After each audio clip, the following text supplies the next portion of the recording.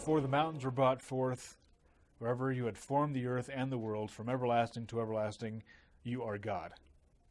Okay. Now this ties in, you'll notice that this is very similar to what we talked about last week, right? That he is self-existing and he is self-sufficient. But here, there's another element added to it. What's that element? What's the difference between what we're talking about this week and what we talked about last week? Last week we talked about how God doesn't need us, like the love that he has is not augmented by ours for him. And this week, from everlasting to everlasting, my question is that infinity or eternality? No, it's a little bit of both. We'll talk about that. But that's a good point there, Sean. So last week we're really talking about the idea that he exists, okay, in and of himself. And this week we kind of move into when or how he exists, okay? If you can think about it that way, okay? Remember, we're using terms that he gave us, okay? So before the mountains were brought forth, or wherever you had formed the earth and the world, from everlasting to everlasting, you are God. And I think Tozer in his book says that what that really means is from vanishing point to vanishing point. Okay? Now what does that mean, from vanishing point to vanishing point? Well, let's do a little exercise here. Okay? I want you to think back to when you were born. Okay? Anybody remember that? I hope not. Okay. Think about that. Okay? Think about the world as it existed before you were born. Okay? Or even don't even go back that far. Think about 5 years ago. Were you in the same house that you're in? Can you think back to the house that you were in 5 years ago? Okay, what about 10 years ago? Okay, think about that for a minute. Now go back and think about the house you grew up in as a child. Can you remember that? Okay. Now go back further again to when maybe before you were born. Right? Can you imagine? Can you think about what your parents were like perhaps at that time? Right? Now think about before they were born. Right? This is the vanishing point theory. You keep going backwards. Now think about before that the neighborhood they existed, or before they lived in existed. Right? There was nothing there maybe. There was just a field. Now think about even further back when there was no field. Okay? And you keep going back and going back and going back, and then pretty soon you get to the point where you can't see that far back anymore. Right? There's a point where our conception stops. We just can't think about that. Okay? And before all of that, before you get to the point where you can't remember anything or what it's like or even conceive of it, God was. God is. Okay, and you go forward, think about in the future what it's going to be like when your kids are old and they have kids of their own. What's going to be like, 20 years from now, 50 years from now. Is Jesus coming back 100 years from now? You go over that way, that's another vanishing point. There's a point where you can't think that far ahead anymore. And after all that, God is. God was. Okay? So you want to freak yourself out, do that today. When you're right before a nap, just start thinking about that stuff. Freak yourself out. Okay? So from everlasting or from vanishing point to vanishing point, you are God. Okay, so again, what we're talking about is before creation existed, God existed. Okay? Before even creation, before all the angels and the seraphim and the cherubim and everything, the heavenly hosts that were created, God existed. Okay? So before everything, he was. Okay? Spurgeon. I always love a good Spurgeon quote, Jason. That's a good one. There is nothing little in God, because he's a big God. And Tozer says, do not try to imagine God, or you will have an imaginary God. Don't try to imagine God, or you'll have an imaginary God. What does he mean by that? God that we are imagining or creating in our own mind. Right, exactly. Well, and to Jason's point earlier, if we do that, then we conceptualize something that isn't God. That's right. I mean, we have to stop where Scripture stops. Yeah, we're not... Which we never do. No, we don't. And it's impossible because we're still sinners, right? So what the point is, look, when you imagine God, it's like what you're saying, you are conceptualizing something instead of relying on what God has told you that he is like. Right? That's our putting God in a box. We rely on what God has told us about himself, not things that we can imagine about God. You go off that cliff that Jason was referring to earlier. You don't take that step, right? A lot of people get in a lot of trouble again when they do that. I had a question for Sure. Jason, because I saw this quote and it said, it's Albert Einstein, and he says, time is a persistently stubborn illusion. And is that kind of what you're talking about? If you think about that, you're going beyond what you're supposed to understand. But you want to be careful of this. God described himself in certain ways. And we start doing this saying, well, if he said it's this, then it really means this, which really means this, which really means this. And then we start extracting out what the case is. And Sean brought up some questions yesterday we were talking about with how do we understand God's conception of us before time, his foreknowledge. Ken's talking about that right now with 1 Peter. Yeah. There's this idea of he knew us before time, he knew us before we were made. And yet, how does that work exactly? Well, we don't really know. Right. We know that he has that idea. Yeah. But as soon as we start saying, well, God knew us before this, and therefore I we're justified understand before that. this, when we start making up all these rules, we don't know. He's explaining something to us that we get, but when we look at the balance of Scripture, we don't really get it. We know it, and we'll accept it, but the mechanics of it is where we have to be careful. But thinking about that, I mean, I was intrigued by that saying, is that kind of, trying to understand them more than you're supposed to. It's not an illusion. That's Yeah. an interesting idea. Yeah. Deity, and he was so interested in the way the universe worked that he became convinced that it can't just be random. But he also started speculating on things. So Which he shouldn't have been. Yeah. he's an unbeliever, right? But he's got some fascinating quotes. Yeah. Some really interesting ideas.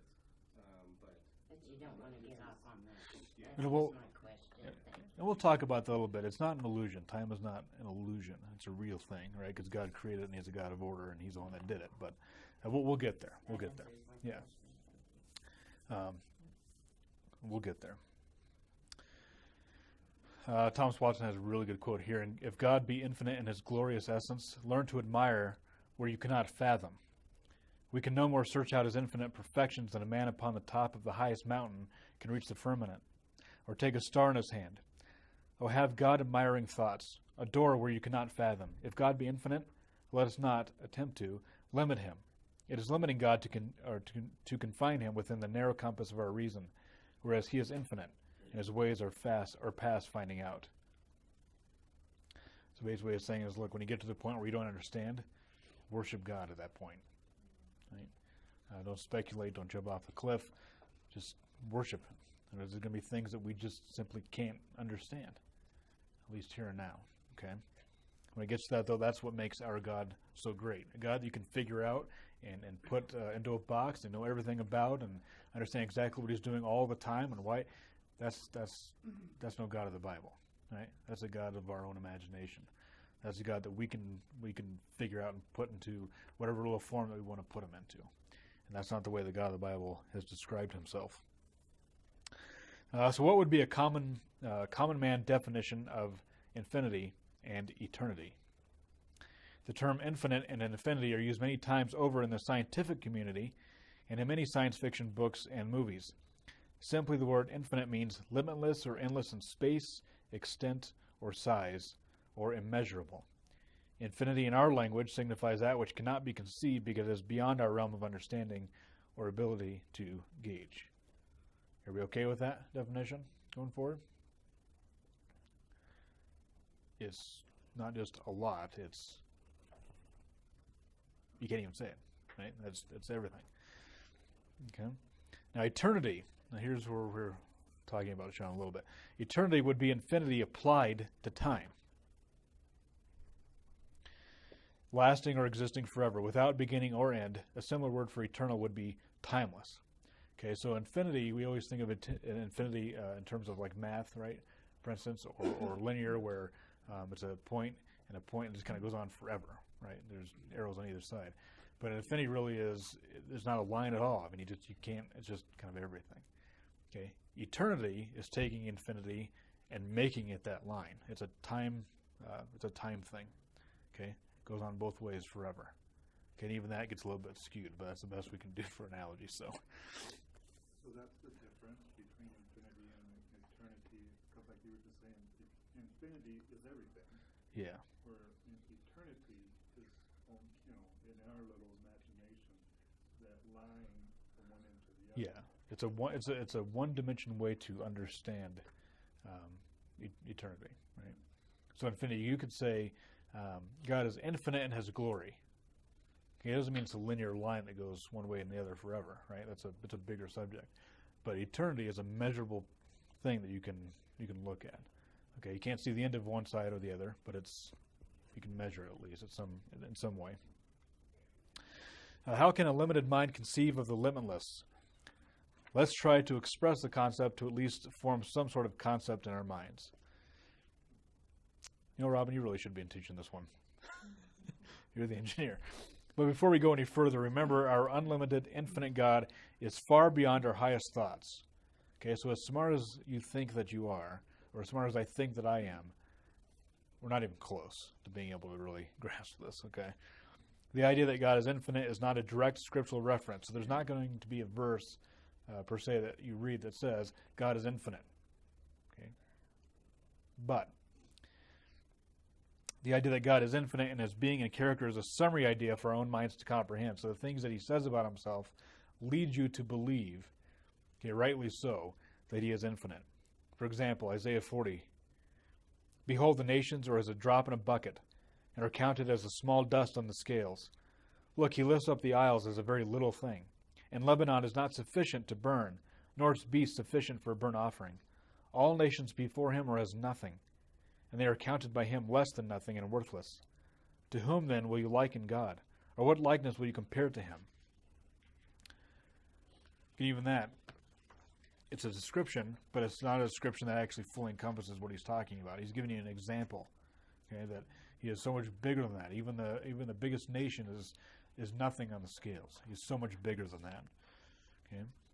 Jude, now to him who is able to keep you from stumbling and to present you faultless before the presence of his glory, with exceeding joy, to God our Savior, who alone is wise, be glory and majesty and dominion and power, both now and forever. Amen. And yet before that was even written, he had majesty, dominion, and power, both now and forever. Always. He's always had it. Even before this was written and he told us about it. In both of these verses, the superlatives are meant to raise God up as far as we can and then some. These type of verses encourage us to think of God in a way that is far beyond our own understanding and ability. As we continue through the attributes, you will see these sorts of unlimited references being made to the various revealed aspects of God's character. We summarize this thread of unlimitedness that pervades so much of God's being in our concept called God's infinity. Okay, so what we're saying really is this. Every attribute that you look at, even last week and beyond, has this idea of infinite to it. Okay, God is infinitely loving. He is infinitely holy. He is everything that he tells us about himself is contained in that word infinite. Okay, it's not he's part loving and he's part just and he was only just when man was. He's always been all of those things, all the time. All the time. Okay, make sense? Good. Okay. Nobody's head exploded yet. Good. Infinity can really only be properly applied to God.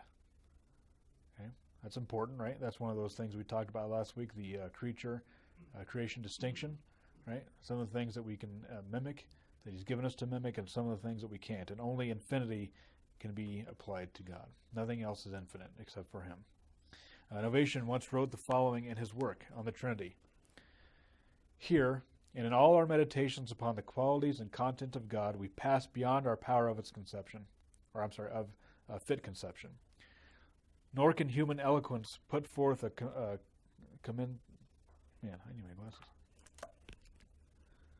power commensurate with his greatness. At the contemplation and utterance of his majesty, all eloquence is rightly dumb, all mental effort is feeble. For God is greater than mind itself. His greatness cannot be conceived. Nay, could we conceive of his greatness, he would be less than the human mind which could form the conception. He is greater than all language, and no statement can express him. Indeed, if any statement could express him, he would be less than human speech, which could by such statement comprehend and gather up all that he is. All our thoughts about him will be less than he, and our loftiest utterances will be trivialities in comparison with him. So remember last week when we talked about the fact that when God revealed himself to Moses, he said, who should I say send? He said, I am, right? And that kind of encompasses his character. He said, I am. And even that, remember, is something that he came up with to tell us in baby speak so we could understand it. Okay? It doesn't tell us everything about him, but it's the way he chose to make himself known. Right? The I am. And even that, when you're comprehending that, not even close. You can only know what he has told us that we can know. So God and who he is, his character, power, attributes, etc., is completely unbounded. Nothing limited, such as our minds or our language can comprehend or express this to any significant degree. Infinity does not just mean a really large amount. Okay, because as soon as you put that word amount on there, you've kind of derailed what an infinity is. But it properly means completely unbounded and unlimited. This is God in his being. We like to measure qualities and quantities, but God is completely beyond any sort of measurement. Can't do it. This ought to blow our minds and leave us somewhat numb. We cannot conceive of this, and our brains quickly run out of gas trying to figure it out. In our minds, God is never less. He is always more. Whatever attributes we comprehend of God as directed by Scripture, he is more than we conceive. God is, in all ways and attributes, infinite. Good still? Any problems with that? Okay. Now this should bring some comfort to the believer. When Scripture says, for God so loved the world, okay, this becomes important later on, I think. I don't know if it's Nate or I doing this one, but when we talk about the love of God, this is vitally important. When Scripture says, for God so loved the world, we can justly understand that this love was infinite. He sent Christ as a love gift for us because his love for his people is infinite. His power to protect them and lead them and guide them is infinite. Conversely, his holiness and his wrath at the sinfulness of men is also infinite, which should cause a very real humility in our character. Our eternal security and confidence are based on God's unlimited qualities. Okay?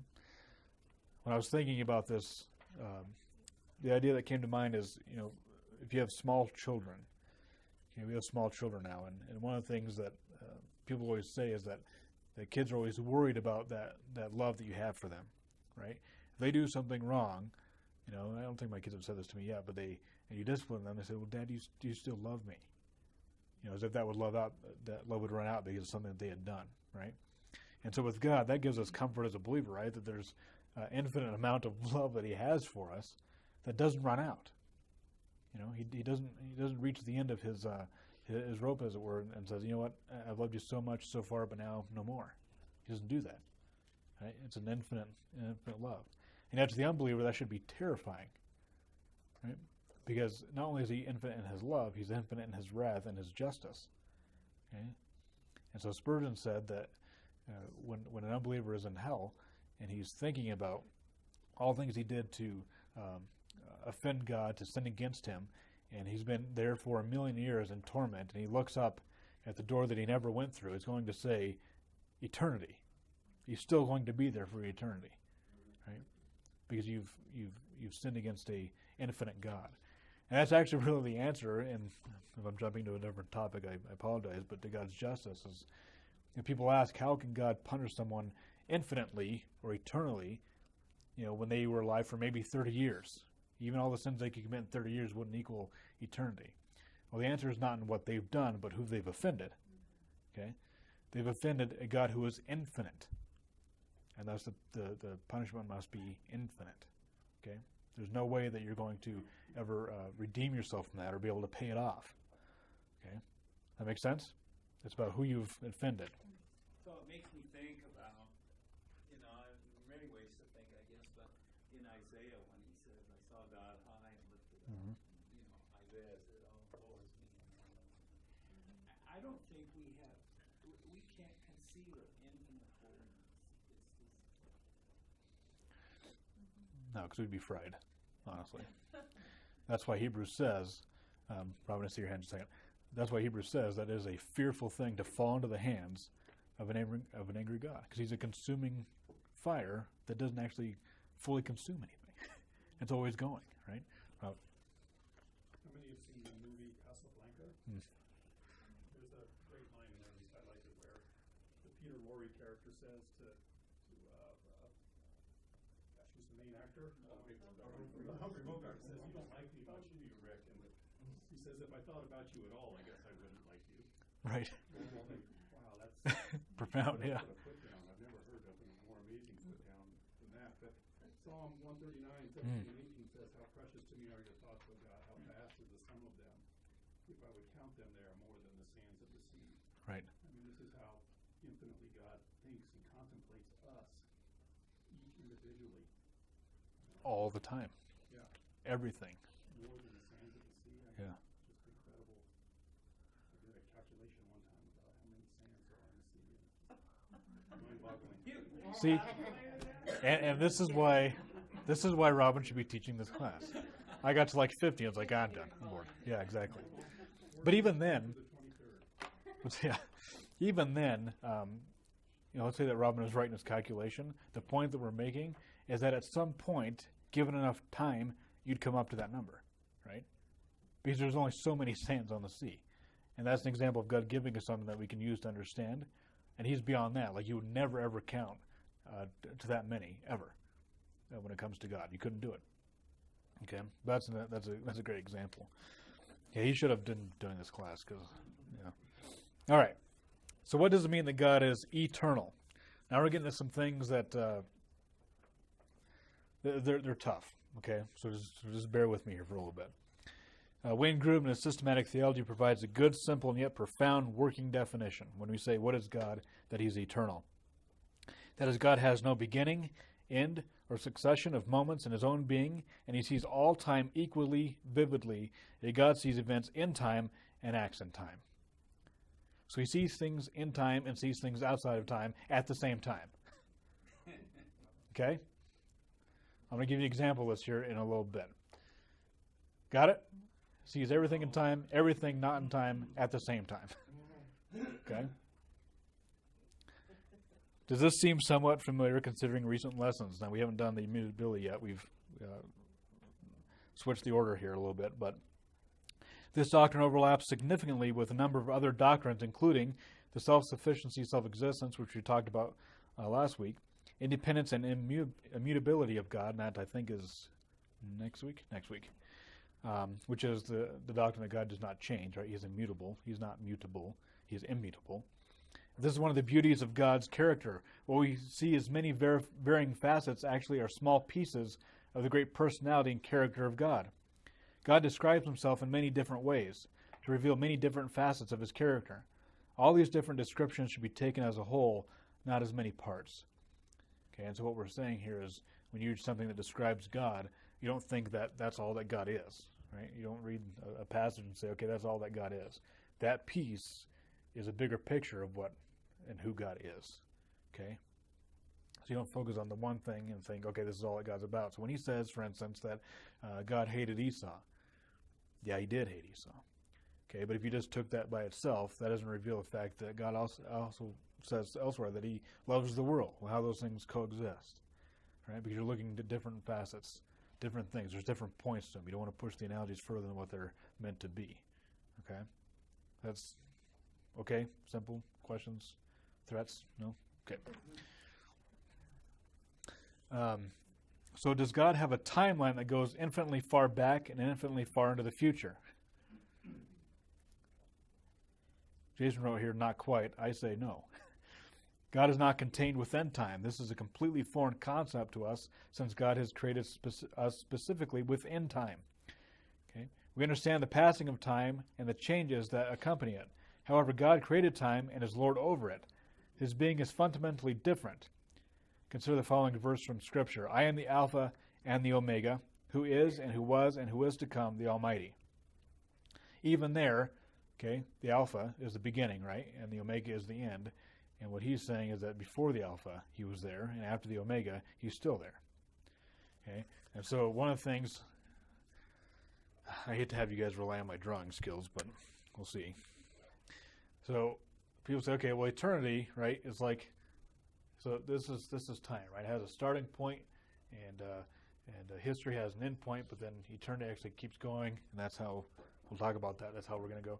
But they say eternity is like this. Okay, it's a circle. And you just kind of, it's round, and it doesn't have an end point. It doesn't have a starting point. Here's the problem. God existed before the circle.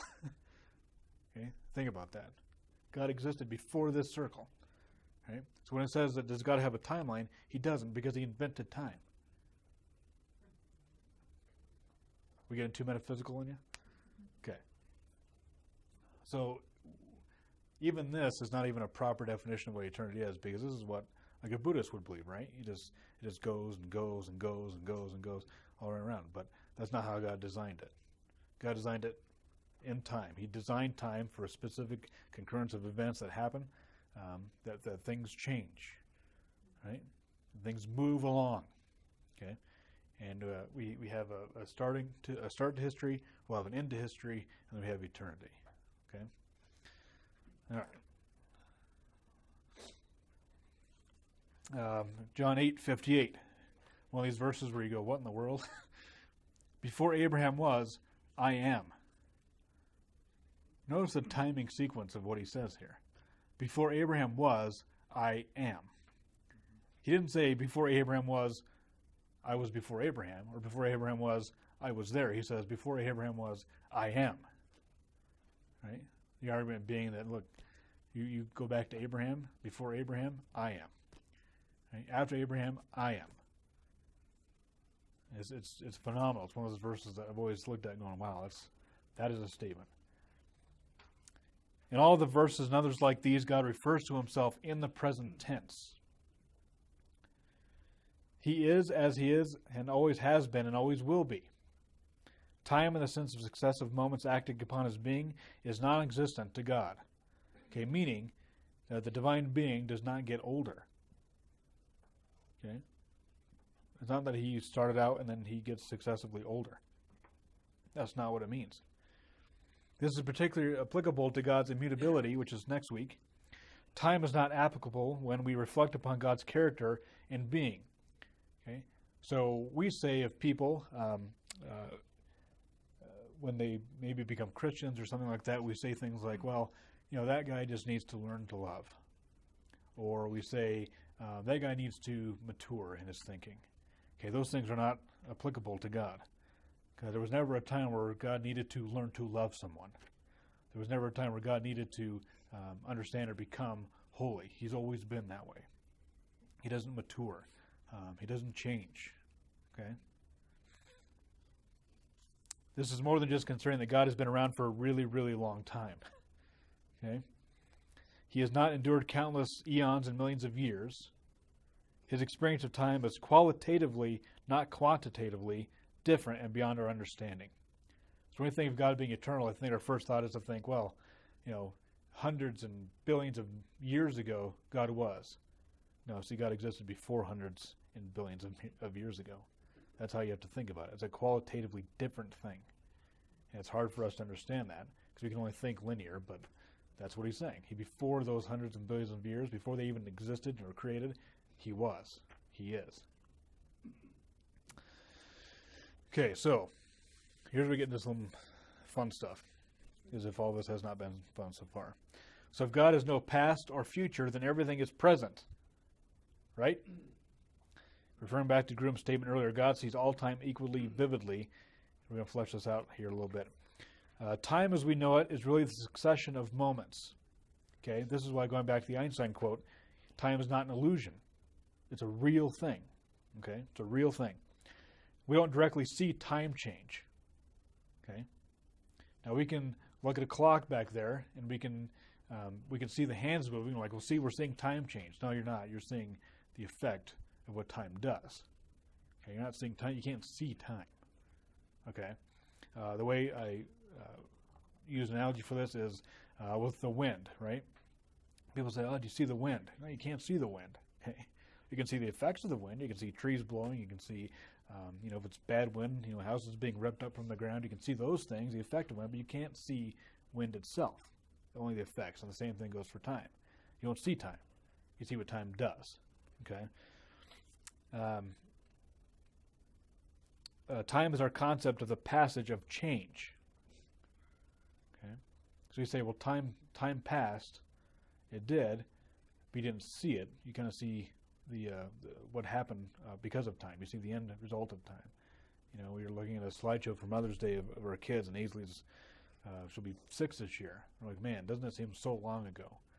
We can't really see that. You can just see what time is done to, you know, our girl as she's aged, right? So here we see things change as time moves forward. Though the subject of shifting around in time is always worth another plot for a science fiction movie, we are subject to the way God has created the universe and time. As such, God created us to understand a linear timeline. We understand the concepts of before and after. Time to us is a linear arrow in which we move from one point to another. To think outside this concept is almost impossible for us. This is what this is talking about. Right? This is the whole vanishing point theory. You can think about what it was like, you know, maybe at your birth, and you can think about, you know, when you turn 10, and you can think about when you graduate high school, and it keeps going, right? It's a linear thing. You know, we don't think in circles. We think of a succession of moments that God has created, right? That's what he designed it for us, and thank goodness that he did, or we'd be all confused, I think, probably. Okay? All right, so God, however, is the creator of time. Time as we know it began when God created the universe. He existed before time and creation, and he will continue to exist should he choose to end them. To him, all events, all of existence is somehow present. While he sees time and all the events occurring in order, he is not limited to seeing the before and after concepts as we see them. As Tozer puts it, God dwells in eternity, but time dwells in God. He has already lived all of our tomorrows, and he has lived all of our yesterdays. For him, everything that will happen has already happened. Okay, so some clarification here. Okay, that's what Jason and I were talking about last night, and it's a really important thing. Okay, so let's see. I don't even know how I'm going to be able to do this.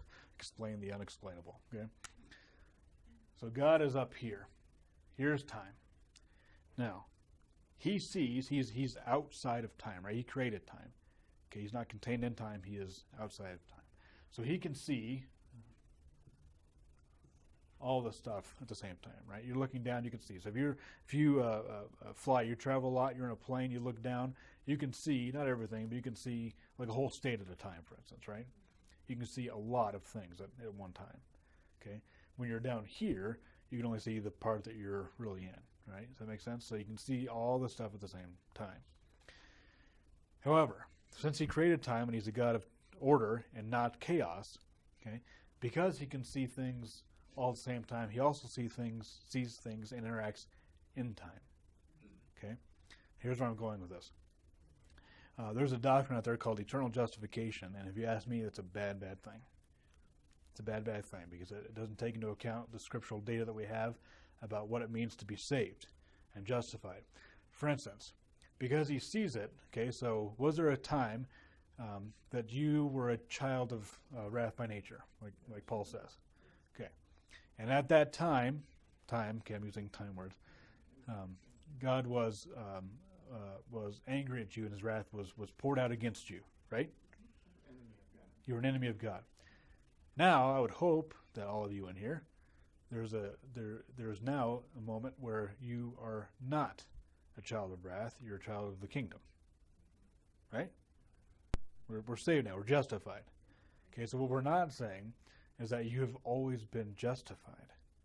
Even though God can see that, he can see from before you were even born to when you were a sinner, to when you're saved, to when you're in heaven, he can see all of that simultaneously. What we're not saying is that you've always been eternally justified. Because there was a point in the time that God created that you were not justified, now you are justified. That make sense? Okay, and the problem with that doctrine, just for one instance, is that what it does is it really gives no reason to preach the gospel, right? It gives you no reason to repent. It doesn't give you reason to do anything because everything is all at the same time. And yet God works in time to make these things come about. Right? He moves the change, as the notes put it. He's the one moving that change. And it's not even just a time thing. Okay, it's a spatial thing as well. There was a moment or a time where you were in the kingdom of darkness, and now, Lord willing, I hope, you are now in the kingdom of light. So you've moved from one thing to another. Okay, now how God sees all of this at the same time, and works in time to do it, I don't have an answer for you. We just know that he's not bound by time, but he invented time and he works within time. Okay? Based on Ken's message last week about election, Mhm. where those who he's chosen from before the foundations of the world, I'm not saying that this is how, but I'm just trying to wrap my mind around that Good luck. concept in this whole time Yeah. spectrum where he's chosen us already. So would an argument be presented that there's this eternal justification taking place because he chose you, he knows you are going to choose him, or actually he chose us, so there will be a time where we give our heart to him, but it's already been established from the foundations of the foundations of the world. You know, does that make sense? Yeah. It's a whole. It makes perfect sense. It does. But the problem is, you're never really going to get it. Yeah. Right? We know that you were selected before the foundation of the world. And you're one of the elect. You will come to faith. There's no doubt that you will because God has elected you. That's the whole foreknowledge. Now, what that looks like from God's perspective, that's the challenge. The descriptions that we have are in our timeline. So if you, for example, told you said, when time words occur in Scripture, they refer to our time, not his. They're for our purposes. And in the way he works is, I'm going to go from here to there. Now, is that the way he conceives of it? Not necessarily. He sees a lot more than we do. But for what we know, here's this, then this, then this, then this. There's always one step to the next. There was a time when you weren't saved, there was a time when you were saved. And to try to start to think about the mechanics of, well, he really thought of you at this time, and in eternity past, you were elect, so therefore you've always been justified. You're starting to try to figure out the mechanics of how God's mind works, of how his being exists. And therefore, I should not preach the gospel because in God's mind, you've always been justified. Right. That's not the way he works. Maybe how he conceives, I don't know. But in our timeline, the way that he's established, his will, is for you to come to that cross and put your faith in Jesus Christ. And until you do that, you are not saved. And that we can say with absolute certainty. What that looks like from God's perspective outside of time, but we can't say that with really any certainty. Yeah, so the idea that, well, first of all, let me say that election is not salvation, okay? Election is unto salvation, right? Because if it's just election, then you don't need the cross, you don't need any of that, because that's salvation itself, but that's not the way that God designed it. And so when we talk about God doing these things in time, we work in time the way that God has told us to work in time. And he also has created time, so he interacts in time the way that he chooses to interact in time. Where he says, at this moment, I'm going to create you, and you're going to be a sinner. At this moment, I'm going to bring the gospel to you, and send my spirit to you, and regenerate you, and give you faith. And then at this moment, you're going to be converted. You know what I mean? And he works that way. So it's not a stretch to say that God works in time. What we're saying is we can't bind God by that, right? Because he's always known that you've been elect. He's always known he's going to create you. It's always been in God's mind somehow. But now, getting into God's mind, I don't know. I don't have any answers for you on that. Okay. There seems to be atemporal statements in the Bible. Yes. In which, without respect to time, God kind of opens the veil Mhm. to heaven and lets us peek in, and he tells us a little bit about himself. So we can get some information. Right. I think what Jason's point was, we can't take that information and then run off into wild speculations about how it all works out. Right. But certainly the Bible does give us lots of statements about God's character and his existence and his being that are true without respect. He says, I'm the infinite inhabitant of eternity, right? He inhabits eternity. And yet Galatians 4:4 and 5 says, but when the fullness of time had come, God sent forth his son. So God also works in our timeline. And he is, Acts 17:30 says, the times of ignorance God overlooked, but now he commands all people everywhere to repent, because he has fixed a day on which he will judge the world. That's right. So he works in our timeline, and yet I guess we can't confound verses that are speaking about God's character That's right. atemporally with verses that talk about our experience of time and how God works it out in our timeline. Yeah, that's the speculation that we're trying to warn against, right? Like I said, he says, the lamb that was slain before the foundation of the world. And yet there's a point in time when the lamb was slain, in the world. There's a moment in time that God created that he did that. And the best example, obviously, is Jesus himself, I think. He's eternal. He's God. That's, unless Jason was teaching something different, which I'll have a talk with him afterwards if he was. Jesus is divine, right? He's always existed. And yet there was a moment in time where he was not a man. And the incarnation happened, and he stepped into time for our benefit. So, Robin's exactly right. You have to take both by faith. You have to take the fact that he's always existed and he's infinite. You take the fact that there was a moment in time where he was, you were children of wrath, and his wrath was against you until you were saved.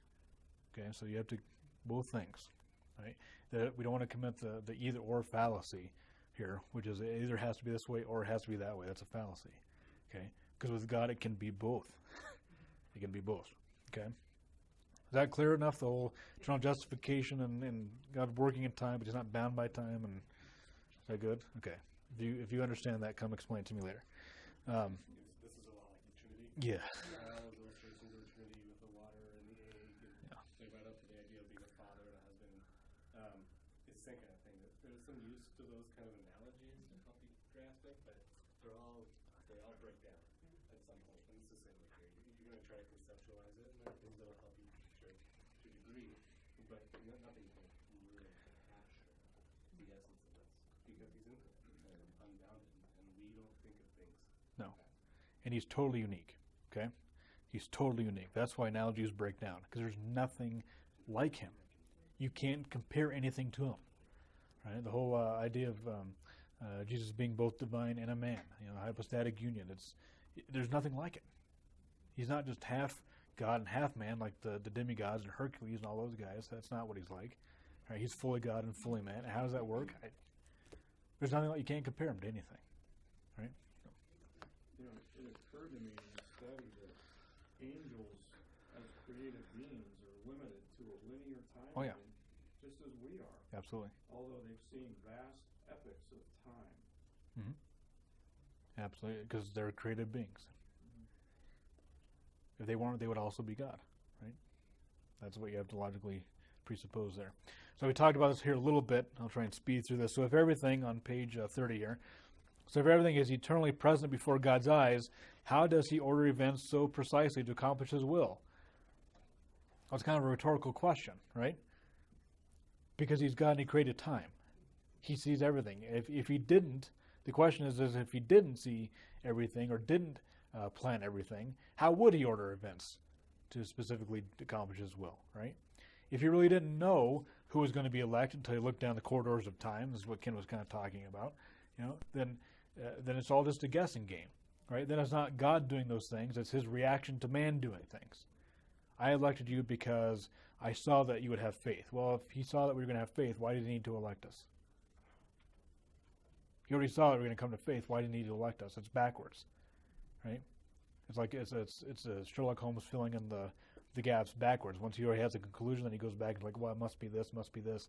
That's not how God operates, right? He knows you're going to come to faith because he planned you were going to come to faith. He saw you were going to come to faith because he knew he's going to give you faith. Okay, that's how that works. Isaiah 46, for I am God and there is no other. I am God and there is none like me, declaring the end from the beginning, and from the ancient times things not yet done, saying, my counsel shall stand, and I will accomplish all my purpose. Okay. He declares the end from the beginning because he knew both. He did both. That's why he can do it. Okay? And when we get into sovereignty, we'll talk about the fact that he declares the end from the beginning, not just because he saw both, but because he determined. That's right. That's why I avoided that. Let's steal your thunder. While God sees all things in the present tense, he nonetheless can see them in their proper order and time. So God is not confused. He sees all things. Okay? He saw Nate's dad before he went into surgery. Okay? He saw Nate's dad before he was born. But what we're not saying is that God is confused. And at the same time, he knows that Nate's dad is not born and in surgery at the same time. Okay? That's the paradox. That's not what we're saying. He sees things in their proper time because he created it. Okay? There's a difference between those things. He doesn't know false truths, I think is what we're saying. Okay? He doesn't know that you're saved and unsaved at the same time right now. Because that would be a false thing. And that God doesn't know false things. Well, I think Okay. part of the problem is we're limited to using time words Sure. to try to explain something that isn't time. And so we say God sees the beginning and the end simultaneously. Well, simultaneous is a time word. And it really isn't true to say he sees them simultaneously because we're limiting that to a time concept. You jumped ahead in time for me. You're like, Well, get out of the DeLorean. We'll come back here in a minute. Okay, first thing before we get to that point. Are we eternal creatures since our souls live forever, either in paradise or in torment, but still forever? It's a good question. The answer is sort of. Yes and no. Okay, how would we be eternal creatures? The positive side. What would that be? No beginning. If we were eternal, we wouldn't have a beginning. I think it's actually the opposite because our souls have no end. Yeah. But eternal, connotates that there's no beginning either. Whereas, That's why it's a yes/no question. yeah, Because we have not always existed, right. but now that our soul exists, the soul will never end. Right. That's it. So the no part of that is like I just said, because we haven't always existed. God has. Okay? We have not, God has. And yet, that's the scary thing for unbelievers and the great thing for believers is that our soul doesn't just end. It doesn't die. It's not annihilated. It's not disposed of. Right? It doesn't cease to be conscious. Now think about that this afternoon when you take your nap and figure yourself out. Okay? There's not going to be a time. There's no soul sleep. Okay? Your soul will know what's going on for eternity because God created it that way. Okay? That's why in Revelation, I think it's Revelation when he brings judgment on the world, he gives a description that, please let the mountains fall on us. Because if you know anything about God and his wrath specifically here in this, you would know that you would want to end. You wouldn't want to endure that forever. But that's not how God created it. Okay? So yes and no, we are eternal creatures. We don't start that way, but we are that way after he creates us. You could differentiate the two. We are immortal, but not eternal. Yeah, there you go. And God is eternal. That makes sense. Mhm. So it's on this definition pages. Good. All right, now to the last point here. Wait, that's all? There are 1,000,001 questions still remaining. You can't just stop there. I don't understand the full concept, and there are lots of holes like the Grand Canyon in your explanation. Here's what you were referring to a minute ago. We are time-bound creatures, and as such, we will never be able to conceive of existence without a past, present, and future. This is interesting, even in heaven, right? Because we're going to think about the Lamb and what he did for us in the past and glorify him forever. Those are time words. Okay? So even in heaven, we're still time-bound creatures in a way. Even though it'll be eternity, we're going to think that way linear. Maybe it'll change. Maybe, I don't know. I can't tell you that. I just know we'll remember what Jesus has done in the past and we'll glorify him forever in the future. Those are time things. Okay? So again, as a warning, don't push this idea too far. Like many things about God and his character, his ways and his being are too wondrous for us. There comes a point where our understanding fails. We believe by faith, and we, like Job, lay our hand over our mouth. You can lead yourself down an increasingly dark path by requiring God to fill in every last blank or by filling them in yourself. There comes a time when we don't have an answer, and we say with Paul, "Oh, the depth of the riches, both of wisdom and knowledge of God! How unsearchable are his judgments, and his ways are past finding out. For who has known the mind of the Lord, or has become his counselor, or is first given to him, and it shall be repaid to him? For of him, and through him, and to him are all things, to whom be glory forever. Amen." And that's where we'll end it. I'll give time for one question that Robin can answer. Any questions? Any thoughts? If not, my last application to you is this. If you're a believer, you take comfort in this idea that God is infinite, right? That he has both the power and his sovereignty and in his existence to do what he has said that he will do, right? And that is enable us to enjoy him forever. Not just now, but forever. Not a question. I'm just thinking that I think God created the concept of time for our benefit. For our benefit, yeah. Lamentations, when I think about his love is renewed every morning, it doesn't mean it ended last night and Right. started up again. That's for our benefit, that we have a fresh start today. Yeah, it's a type. Huh? It's a type. I'm sorry? It's a type. He created days that a new creation. That's why they have the pattern of week that we do. Yeah. Right? The eternal day. Robin, you had your hand. No? I would just, one of the implications is that God's infinity is called the law of increasing returns. We're all Yeah. familiar with the law of diminishing returns. Right. In which if you get more, like if you go to Jason's Deli, the first ice cream cone is really good. The second one you get is maybe not quite so good. And by the time you get the third or the fourth, you're like, man, I'm sick of ice cream. Yeah. Is this a personal experience? Absolutely. But in heaven, every time we learn more about God, it just increases our capacity to learn more about God. And so for all eternity, Yes. we will be continually discovering more and more about Him. And, after a billion years, He's going to say, you think that's something? Check this out. Right. And you're just going to go, wow, that's even more amazing. So what, yeah. It will never end because He's an infinite being. That's what C.S. Lewis said in his Chronicles of Narnia books. If you read all of them, and not just the first one, the last battle, his last book, he said at the very end of it, he says that new chapters were written every day, and each chapter was better than the one before it, and that's how it's going to be. So.